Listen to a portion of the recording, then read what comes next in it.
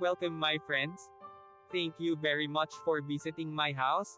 And sorry, the other parts of my videos, camera, are replicating, blur, or bright, because it's my time that I did it on purpose so that other people who pass by on the walking street in Balibago won't expose their faces too much. I hope you're kindly understanding my video. Now, sit and listen the history of the walking street, and I will also show you what is happened inside the walking street. If you have been here, please watching the beautiful sight at the walking street Fields Avenue, Balibago Angeles City. Fields Avenue, Balibago Angeles City. Fields Avenue is the name of a major street running through Balibago area of Angeles City in the Philippines.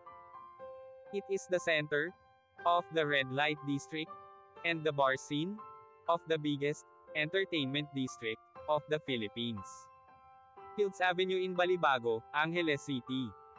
The name derives from the common military practice of naming roads adjacent to airfields as Field Street or Field Avenue.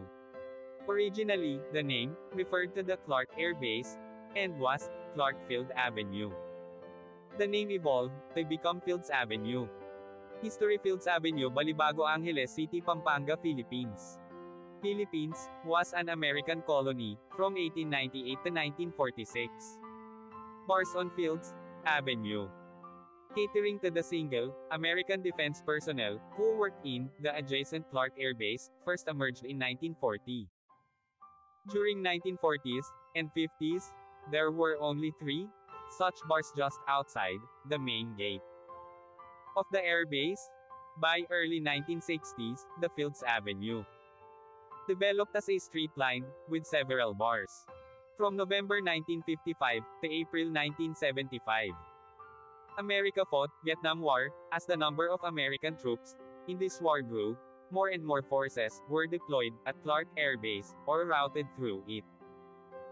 This led to a pro-life ration of bars, live bands, and prostitution, the latter mostly by young Filipino women, most of them either teenagers or 18 hanggang 55 years old.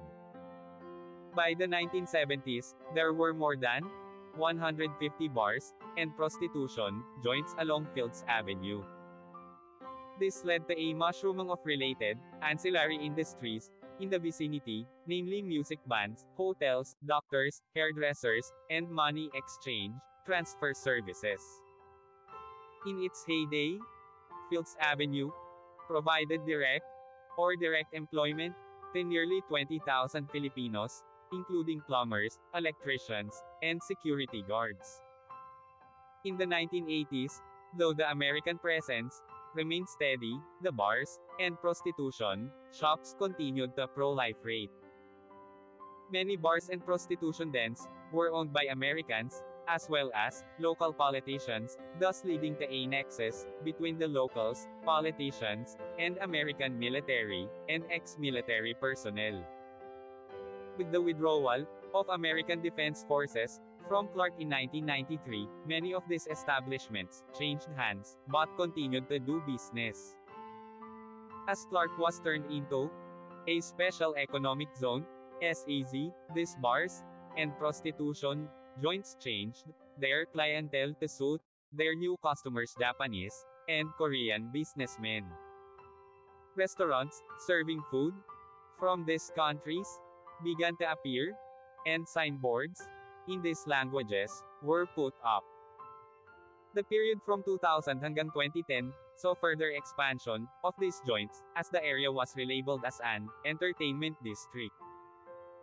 While prostitution was officially banned, girls working here were simply redesignated as guest relations officers, GRO, and prostitution continued in practice. Since then, bars and prostitution joints have continued to proliferate and expand. The extent of these establishments has continued further on both sides of Fields Avenue, and many smaller streets of Fields Avenue also sport smaller such establishments. In 2010, a section of Fields Avenue, at the end where it meets the MacArthur Highway, was named as Walking Street, Mimikang Walking Street in Pattaya. This section was made pedestrians only, with road traffic ban from 6 p.m. to 6 a.m. People arriving by air either take a taxi, direct to hotel, or a jeepney, to Main Gate Jeepney Terminal, located between the North SM Mall, Fields Avenue to South, and Bayanihan Park to East. Those arriving from Manila by bus, ask the driver to drop them off at the corner of Fields Avenue and MacArthur Highway, or alight at Capas Angeles Transport Terminal, which is also walking distance from Fields Avenue and the MacArthur Highway. The presence of family-oriented activities on the other side of Fields Avenue, namely shopping malls, as well as activity centers in Clark Air Base, has led to a neat separation between the two. Fields Avenue tends to cater more to single foreigner men, and sometimes women too, with at least 5 bars featuring gigolos and gays, while the rest of Clark caters to family-based entertainment. Fields Avenue remains among the safest streets in the region, with restaurants and hotels. Fields Avenue has the largest density of hotels in Philippines, catering to all budgets, from a large number of 2-star and 3-star hotels, right up to a select few luxurious 5-star hotels. Many of the bars and hotels in Fields Avenue have restaurants attached. Fields Avenue has among the largest variety of restaurants in Philippines, with cuisines ranging from European, continental, Japanese, Korean, Australian, and a select few restaurants serving Indian, Arabic, and Filipino food. Restaurants tend to have long opening hours, most of them open late and close late, up to 4 a.m., though a reasonably number of them open early, around 7 a.m.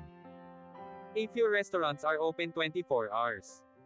Most Filipino and international fast food chains including McDonald's, KFC, and Jollibee have at least one branch along or near Fields Avenue. 24 Hours Police Station is located in the center of Fields Avenue. Thank you so much. See you my next video.